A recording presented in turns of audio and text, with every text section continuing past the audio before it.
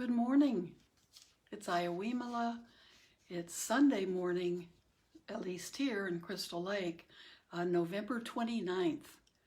So we're the Sunday right after our Thanksgiving, and I stayed home alone, and that was exactly what I wanted to do for Thanksgiving.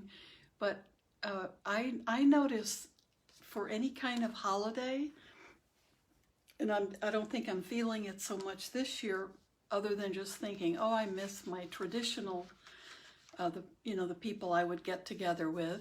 But there's always a kind of post-holiday letdown. The big one is at Christmas. I feel it less and less because I feel like I really am less attached to those days. But this year, remembering what my kind of typical Thanksgiving is and the people I'm with, there's a little,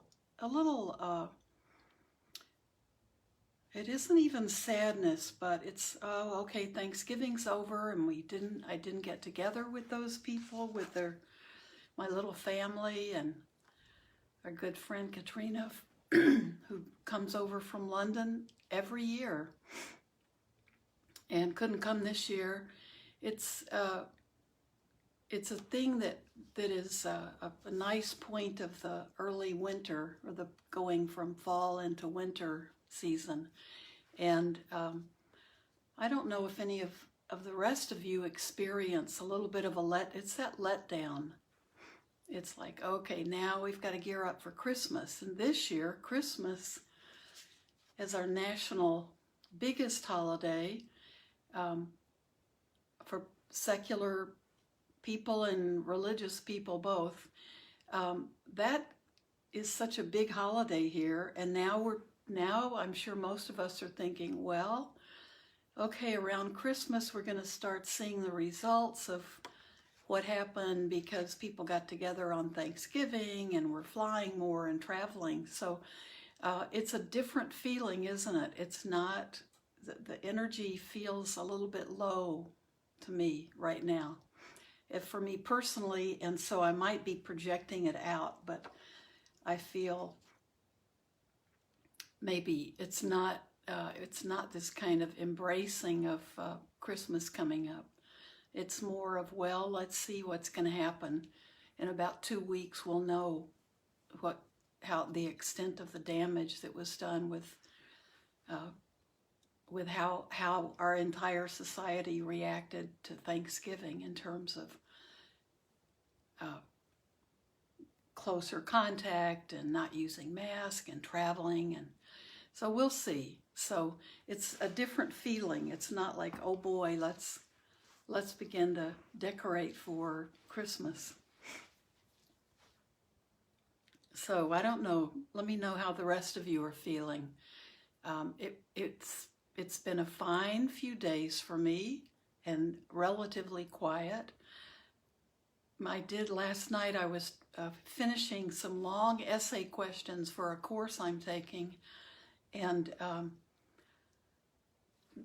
I was I had 2 more questions to go and answering them online, and suddenly something happened.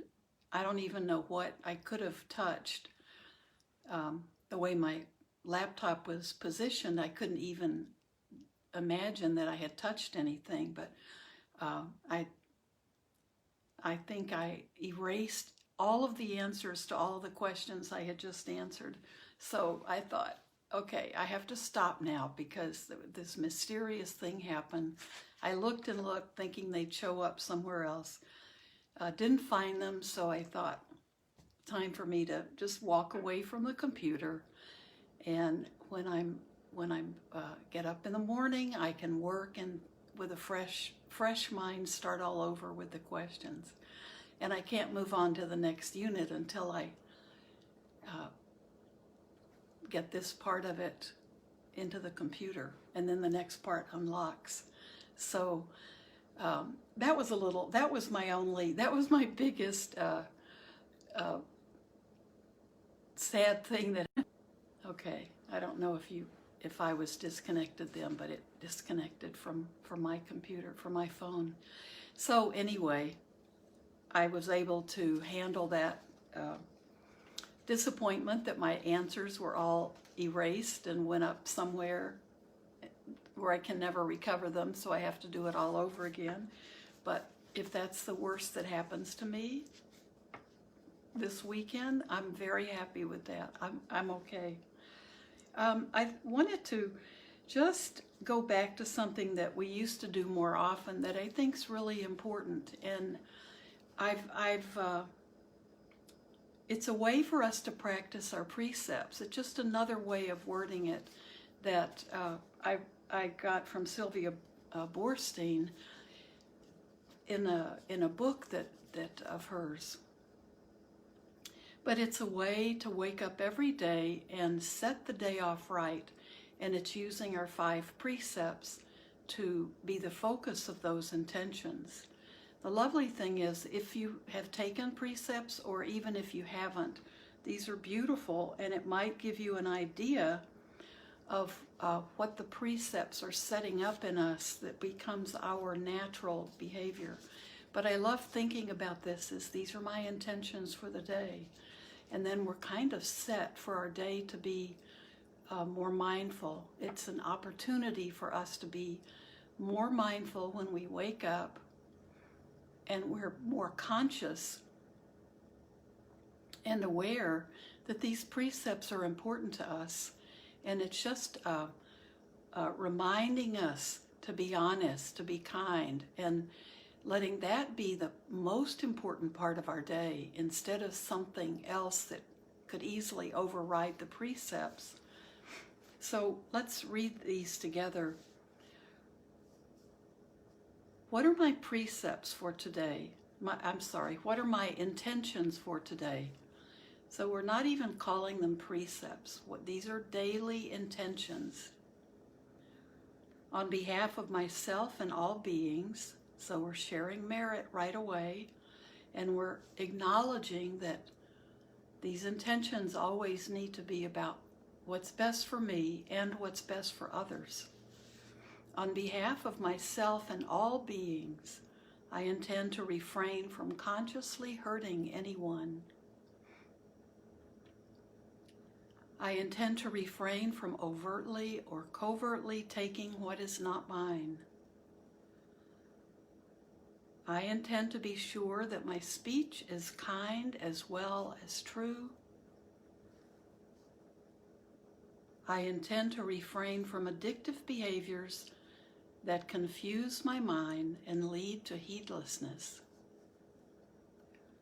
And so those are 4 sentences, but I think they pick up the 5 precepts beautifully. The one that's left out is refraining from sexual misconduct.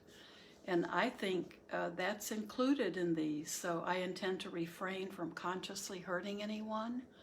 So that would include we're hurting people if we aren't using appropriate conduct in our sexual relationships. We don't interfere in another relationship, and this is also part of taking what is not ours to take.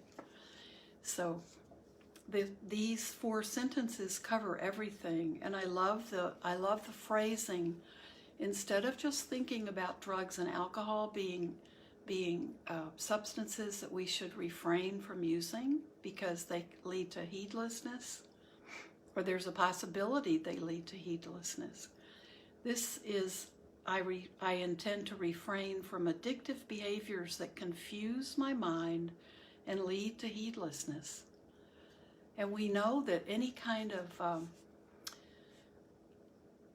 addictive behavior pattern, something we always turn to, it's like Pema Chodron talks about it in Welcoming the Unwelcome. It's okay to decide that late at night we want to watch a movie on Netflix and eat a peanut butter sandwich. But if that's what we do all the time, and that's our only way of relaxing or being with ourselves, is every night, late at night, to make a peanut butter sandwich and watch movies for hours, then we have to start watching it. Then that becomes an addictive behavior. So it's a distraction that becomes a pattern, and then it becomes an addictive behavior. So it can be anything that we turn to all the time for comfort or for refuge. So I think it makes it much broader than just thinking. It's for a lot of us, it's easy to not drink or to do drugs. And that may be because we've done it in the past and we have no need to do it anymore. Or for whatever reasons, that might not be an issue at all for us anymore. But binge watching or binge eating or shopping or gambling or, there are all kinds of other things that we can do that become addictive behaviors. And once we're in that addictive, that's craving. And once we're there, our mindfulness is gone. And the whole purpose of this is to help us relieve that craving in our lives. So I think these are just beautiful. So just close your eyes. I'll read them one more time. And just think about this. What a beautiful way to start each day. What are my intentions for today? On behalf of myself and all beings, I intend to refrain from consciously hurting anyone. Let that include animals as well, consciously hurting any being. I intend to refrain from overtly or covertly taking what is not mine. I intend to be sure that my speech is kind as well as true. I intend to refrain from addictive behaviors that confuse my mind and lead to heedlessness. So, what a beautiful way to start the day.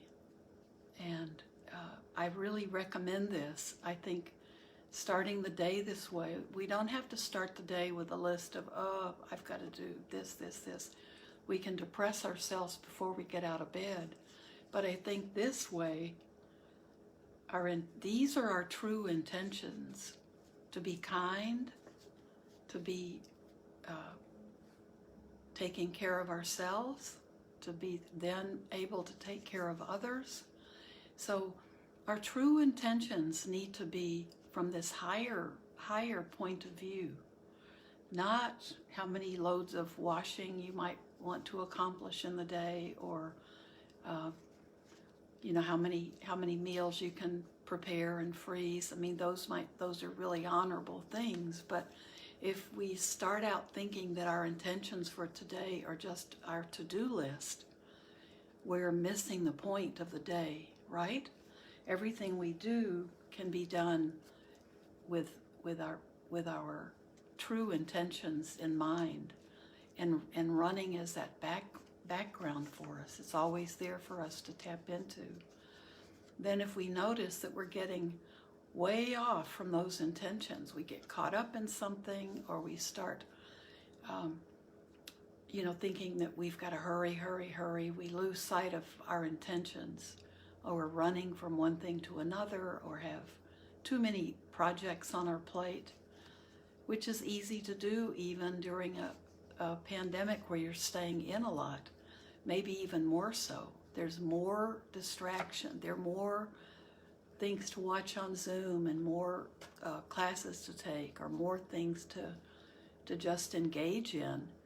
And they're wonderful, but we can overdo it the same way we do when we're able to run around and be outside and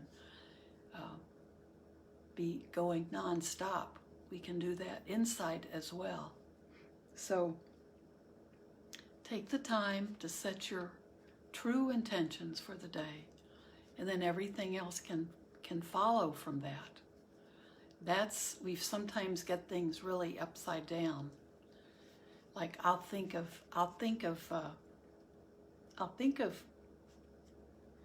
what's behind life. I'll think of what's really important to me in my life. I'll think of that later, because today I have a lot of things to do. we start out with this, and then the rest of the day will fall into place one way or the other, but will fall into place more peacefully and with more integrity than if we allow ourselves to forget this.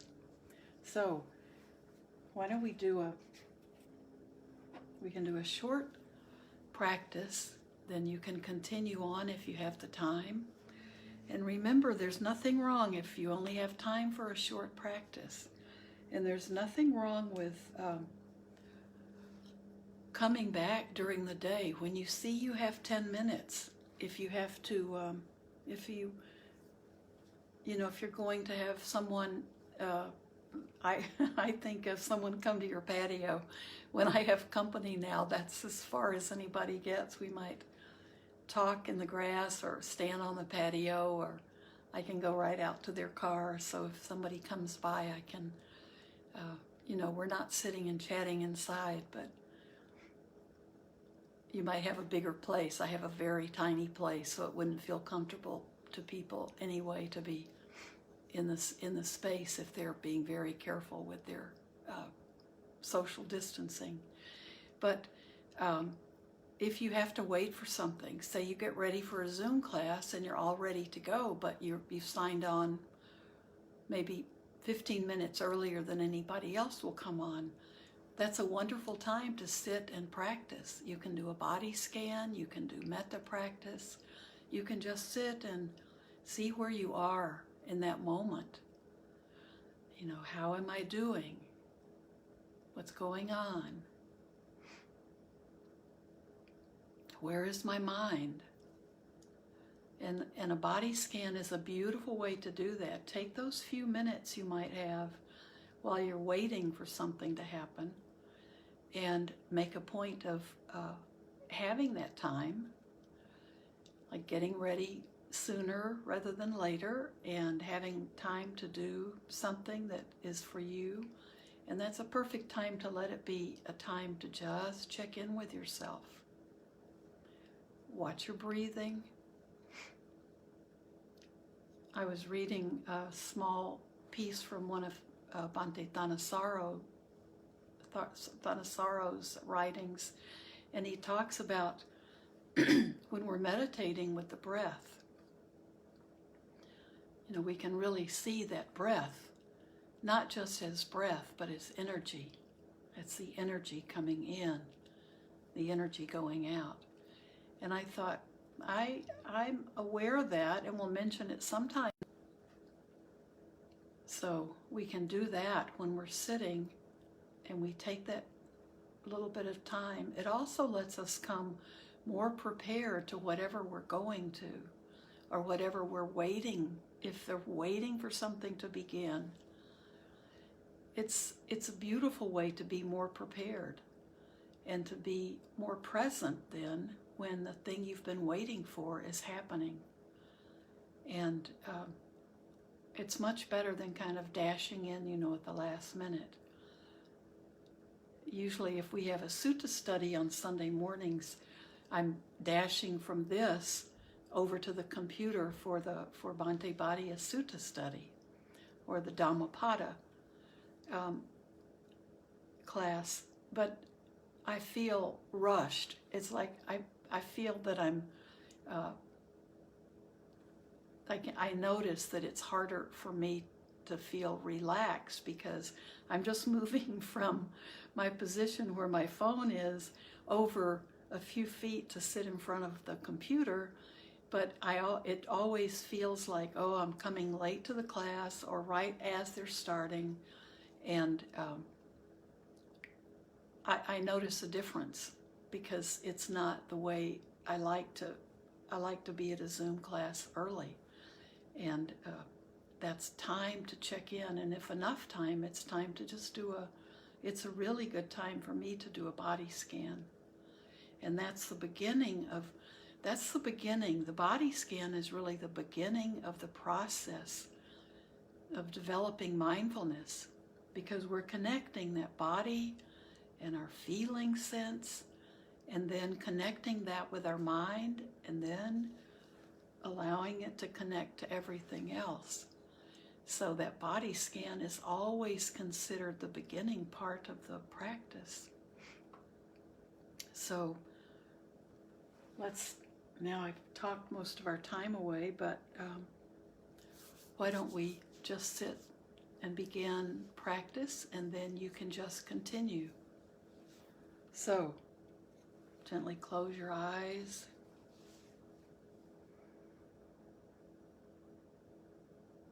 Just be aware of your body taking in that energy.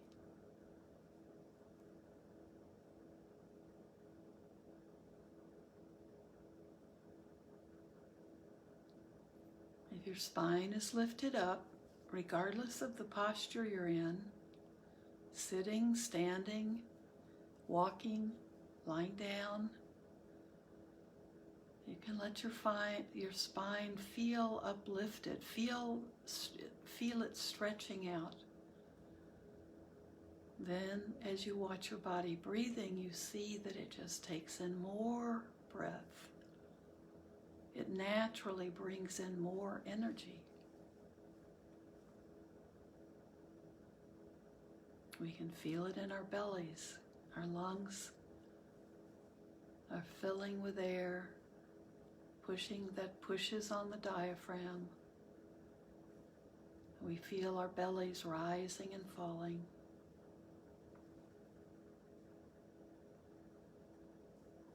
And our body is taking care of that for us.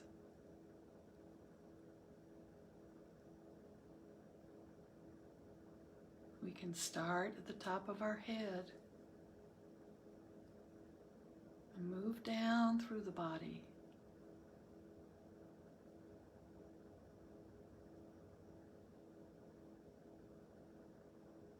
Just be aware of each part of your body. Notice if you feel relaxed, balanced. If your body is comfortable.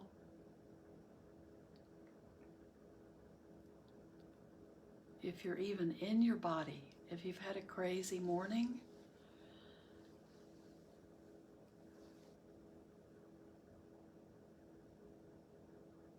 you might feel like you're somewhere else, that you haven't quite come back to your body. But we need to be, we talk about this as embodied mindfulness. So we work within our bodies.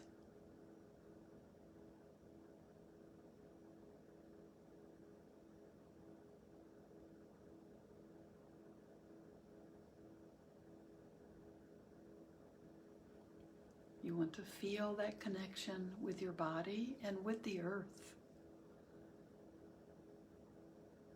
Feel grounded, connected to the earth. Even if you're up in the sky, feel your connection to the earth. You can do that from being aware of the earth elements in you. The bones, the hardness. Those are the elements of the earth. The hard qualities.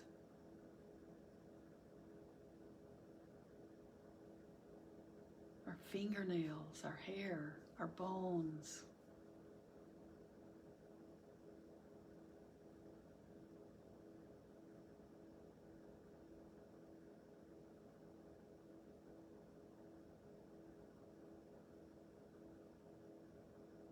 So move down through your head into your shoulders and down through your arms. Now you can work just by being aware of how those earth elements are working for you. See if your bones are helping you stay balanced, if your body feels physically balanced. When you move all the way through your fingers, are your hands relaxed, comfortable? Coming back into your trunk, are you allowing your spine to feel uplifted? And then as you move down into your lower back and your hips, hips? Are they allowing you to sit comfortably, feeling balanced? And if you're feeling pain, is there a position you can find that alleviates the pain? Or if you need to prop something, give yourself a prop to help you find a comfortable position.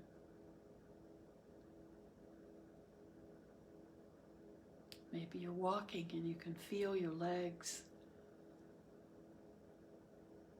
as they connect to your hip. And does that feel like a good balance for your body? Can you move comfortably? Move through your hips, down into your upper legs,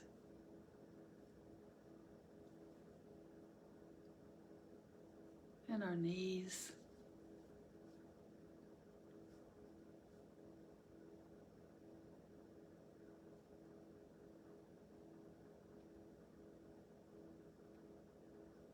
Again, feeling those earth elements. Your ankles, down into your feet, all the way through your toes.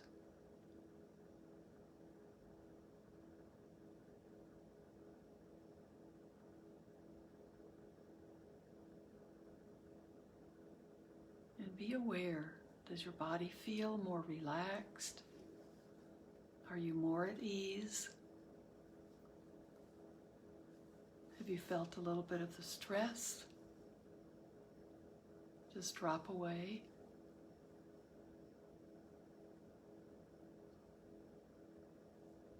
So you can just sit silently. Try to sit for another 10 minutes. Just sit silently. Just let your thoughts come and go. No need to hang on to them.